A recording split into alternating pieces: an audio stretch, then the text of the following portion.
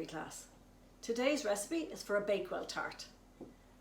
That consists of pastry on the bottom, some jam in the middle and a frangipane almond flavoured sponge on the top. Now if you can make pastry, that's great, go ahead and do it. But sure, if you want, just go and buy it in the fridge or the freezer aisle in your local supermarket. That works just as well. So I've made my pastry. This was made with 200 grams of plain flour, quarter teaspoon of salt, 100 grams of cold butter and a few tablespoons of cold water. I'm going to wrap it in some cling film and allow it to rest for about 30 minutes in the fridge.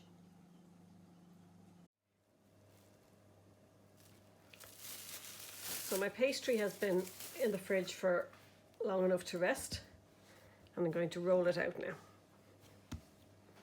Just have a floured surface and I just flour my rolling pin. And I'm going to gently roll backwards and forwards. We don't want to press too hard.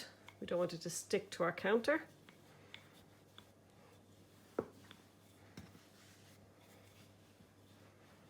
And if necessary, we can just add a little bit more flour.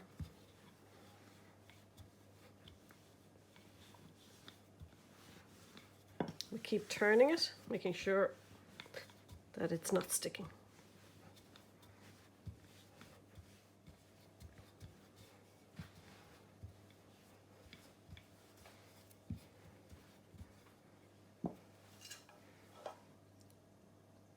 Now, I reckon at this stage it's big enough to go over. We might find that when we put it in our tin that there might be a few little cracks in it, or we might need to do some repair work at edges like this, but we'll see how we get on. I'm going to pop it over our rolling pin and use the rolling pin to support the pastry then as I pop it into our tray. Looks good. I need to straighten it up a little bit. What I'm going to do is I'm going to take a little bit of the extra pastry from the edge and roll it up, and I'm going to use this to help push the pastry in to the base, because this will mean that it won't get punctured if you're using your hands. Just a nice little tip. Now what we're going to do next is we're going to do what's called blind baking. This means we're going to actually bake the pastry on its own without any filling, just to dry it out a little bit. And we're not going to trim it until afterwards. So what I'm going to do is I'm going to put some baking parchment on top so that it doesn't get too dark, but that would float away in the oven. So what we're using are what's called baking beads, and they'll keep the paper down while it's in the oven. Now if you don't have beads like this, what you could do is you could use some dried chickpeas or dried beans of any sort that you're not going to need because you can't use them afterwards. So we're going to pop this into the oven and we're going to bake it blind for about maybe 10-15 minutes. So my pastry case has been baking blind.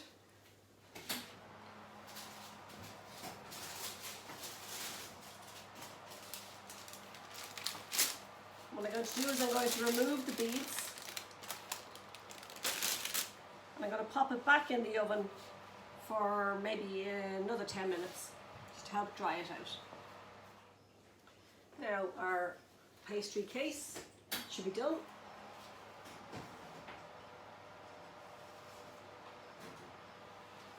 Lovely. A couple of little cracks, but I don't mind that. Rustic looking. So that's our nice golden pastry case, ready for the rest of the ingredients.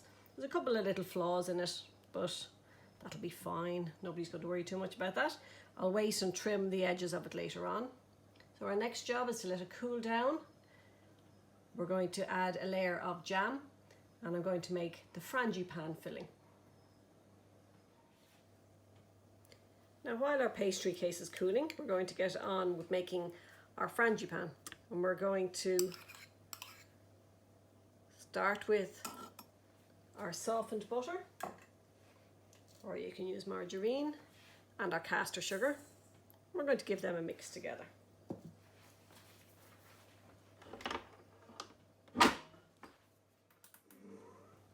Our sugar and butter are nicely mixed together. And what I'm going to do now is slowly add the egg.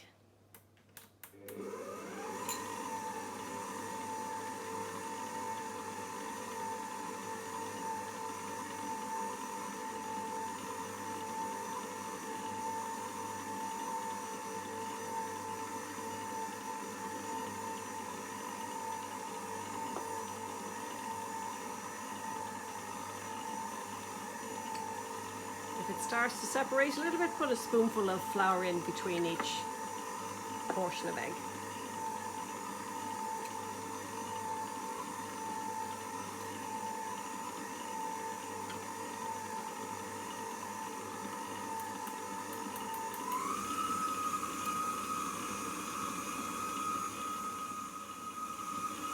So next in goes the rest of our flour.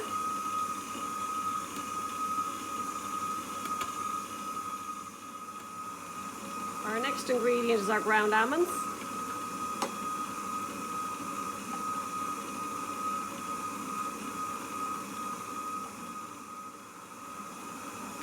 Next up is our almond essence.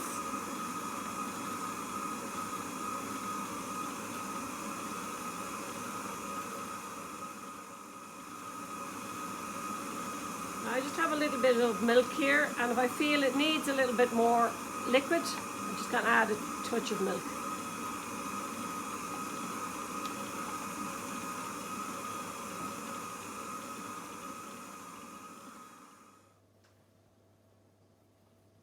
So this is our filling done. Now the next thing to do is we're going to put it all together. So our pastry case is basically cooled, and what I'm going to do is I'm just going to trim some of the excess pastry from the edge. Just bits that we don't really need. And now our next job is to put our jam on.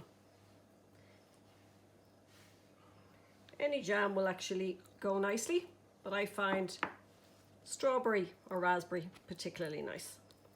If your jam is a bit hard and difficult to spread, you can always warm it slightly in the microwave before you do this.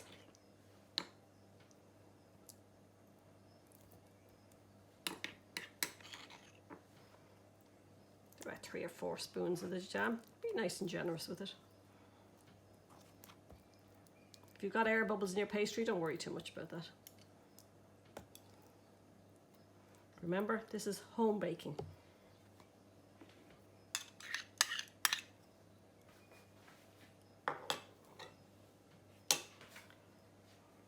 And finally, on top of this goes our frangipane. Basically a sponge mix with almond flavouring in it.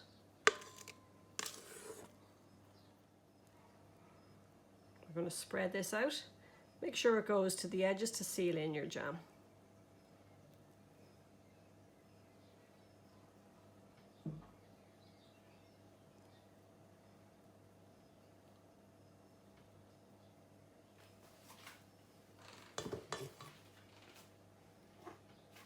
That looks good. An optional extra as well is to just put a few almonds. These are just some sliced almonds on the top. They'll brown up nicely as well. I think that looks good. This is ready to go back into the oven now. We're going to put it in at 180 degrees Celsius, or if it's a fan oven, 160, 170, gas mark 4. And we're going to bake it for approximately 35 to 40 minutes until the filling is firm and golden brown on top. So our Bakewell has been in the oven now for 35 to 40 minutes. I'm going to check it.